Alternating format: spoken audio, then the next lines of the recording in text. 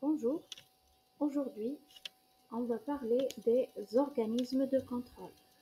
Donc, les organismes de contrôle en Algérie, on va commencer par le Centre algérien du contrôle et de la qualité et de l'emballage.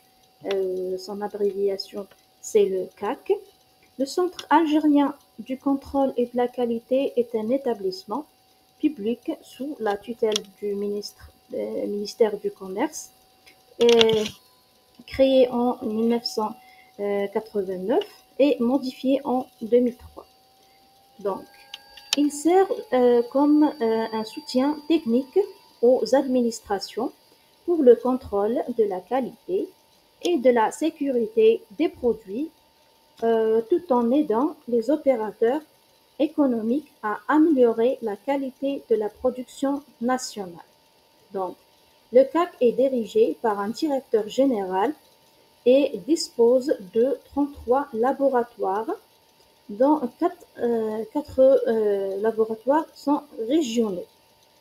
Donc, ainsi que elle est constituée aussi d'un conseil d'orientation et d'une commission scientifique et technique pour traiter divers aspects de ses activités.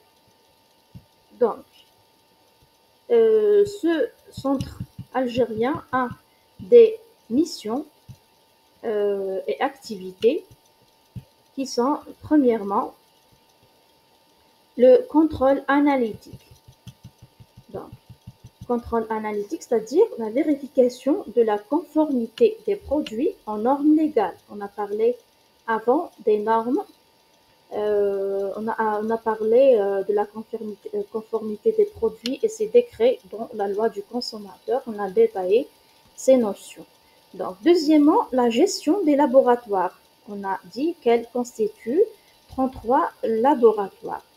Deuxième mission, c'est de gestionner ou bien prendre la gestion des laboratoires, c'est-à-dire le développement et leur fonctionnement et le fonctionnement de ces laboratoires d'analyse et de la qualité. Donc, troisièmement, la promotion de la qualité. La promotion de la qualité, c'est l'encouragement de la qualité de la production nationale. Quatrièmement, le soutien technique. Soutien technique, c'est-à-dire l'assistance aux services de contrôle et de la qualité et de lutte contre les fraudes. Donc, applique aussi la loi du consommateur. Donc, l'élaboration de normes aussi. L'élaboration de normes, elle participe à la définition des normes pour les biens et les services. Sixièmement, l'information et la sensibilisation. C'est la communication, la sensibilisation des consommateurs sur la qualité. Aussi, l'assistance aux opérateurs, c'est-à-dire le soutien aux entreprises pour garantir la qualité de leurs produits et services, etc. Donc, ces missions visent à assurer une meilleure qualité des produits sur le marché et à protéger les consommateurs. Donc, on passe maintenant aux principales activités analytiques de ces laboratoires. On a parlé qu'il y a 33 laboratoires. Quelles sont aussi ces activités analytiques? Donc, le CAC dispose de 33 laboratoires, dont 29 sont opérationnels.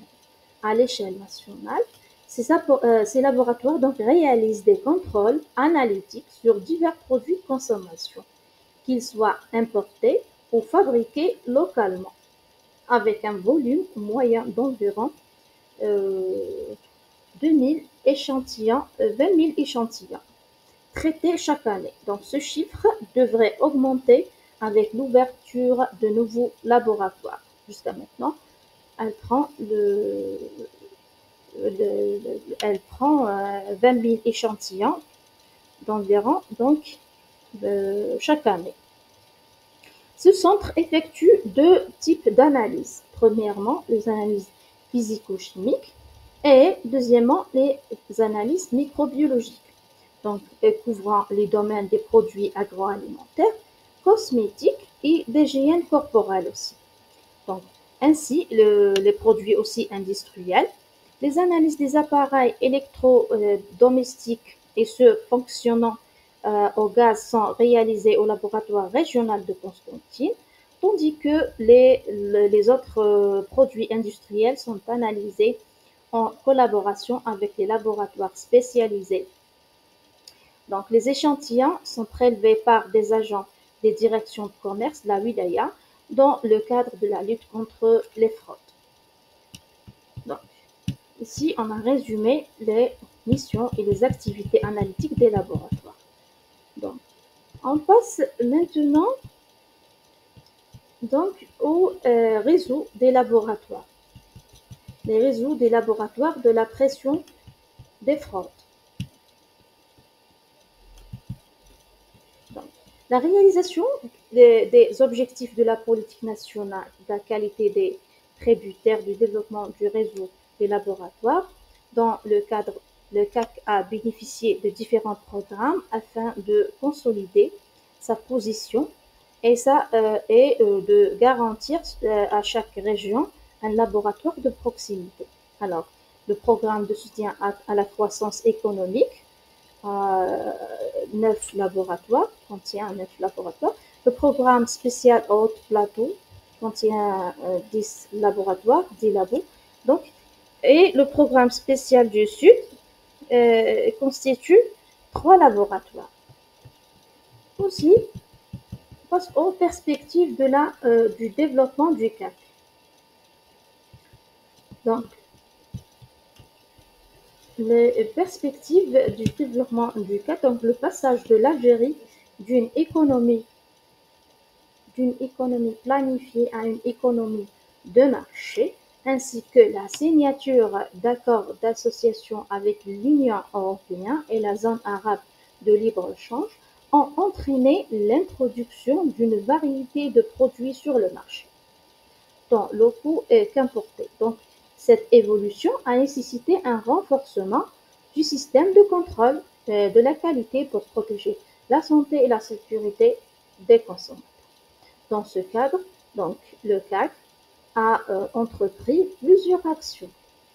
Premièrement, la révision de son statut et refonte de son organisation interne pour mieux répondre à ses missions.